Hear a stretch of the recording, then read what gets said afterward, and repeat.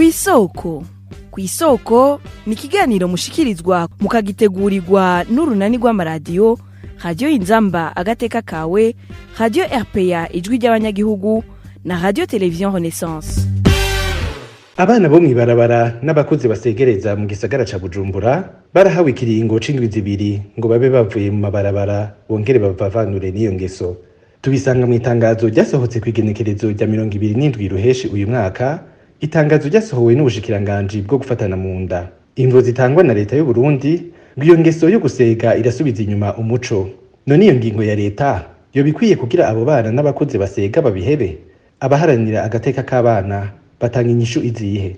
Inyishu ni muri kino kiganiro kw'isoko bya Gahungu nije ngenda kibashikirize kaze.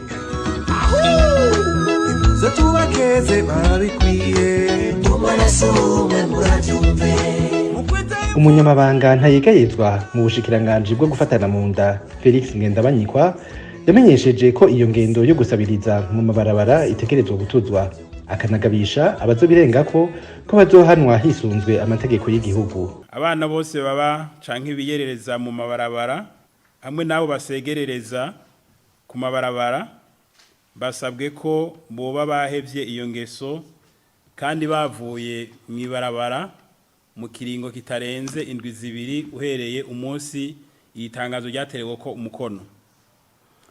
Umuntu wese afise ikibazo icarico cyose kimubakiye canke cotuma aja mw'ibarabara asabwe kwitura abajejwe intwaro canke abajejwe iterambere ry'ingo n'imiryango kugira ngo nabo bamugire inama y'ingene yovyifatamwo canke bomushigikira.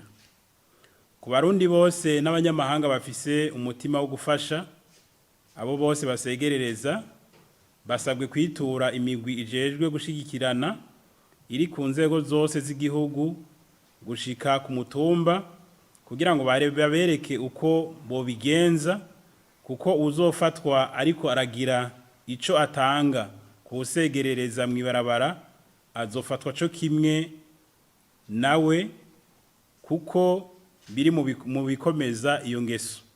Igitabo mpanavyaha c'u Burundi cemejwe mu mwaka w'ibihumbi 2017 mu ngingo yacu y'amajana 526 imenyesha ko umuntu wese yagize umwuga ivyo gusegereza canke abiterwa n'ubugaba akaboregwe bigatuma yama ariko arasegereza ahanishwa gushika ku minsi 14 kugeza ku mezi 2 y'ibikorwa vy'inguvu hamwe n'amande ava ku mafaranga 5,000 gushika ku 10,000 canke kimwe muri ivyo bihano gusa. Ingingo y'amajana 528 y'ico gitabo nyene itomora ko gukoresha umuntu mu gusega bihanishwa igihano c'imyaka 3 gushika kuri 5 y'ibikorwa vy'inguvu n'amande ari hagati y'ibihumbi 100 n'ibihumbi 500 canke igihano kimwe muri ivyo. Mu gihe muri ivyo bikorwa hakoreshejwe umwana atarakwiza imyaka, igihano ahanishwa ni imyaka 5 gushika kuri 10 y'ibikorwa vy'inguvu n'amande ari hagati y'ibihumbi 100 n'ibihumbi 500.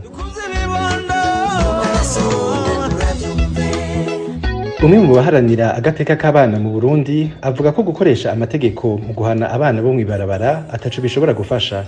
Amategeko ni amwe mu mategeko mu Burundi atagera mu mategeko mperekeza. Amategeko ubona yuko naho yoba hari atakinini yoza hindura kubera nk'umwana wo mw'ibarabara umufashe nturi buje kumufunga bakiri umwana, naho bari muri sentare nturi burigire guturumva umwana aguma ari umwana, igihugu nataburyo cyo bagifise kigeza kumucungera, ariko ahanini nta mategeko twovuga ko amategeko ahana agahaniriza abana kuja mw'ibarabara kuko biranagoye kubera ikibazo c'abana bo mw'ibarabara. Amategeko ahanini ico usaba ahubwo cosaba imigambi n'itunganyo ry'akazoza kuri abo bana. Kubw'ubu aharanira agateka k'abana yavuganye na mugenzi wacu Emile Nibasumba wo muri RPA, inyishu iramani cane imigambi yotunganirizwa abo bana bo mw'ibarabara, abakuze nabo bakoresha abana mu bikorwa vyo gusega bagahanwa. Ikihari nuko abo bana hobaho itunganywa kuva hajya ku mutumba bakaraba mbega umwana wo kuri uwo mutumba ni gikabuze bwa agume kw'ishuri. Inyishu y'umwana kuva mw'ibarabara icambere nuko bari kw'ishuri.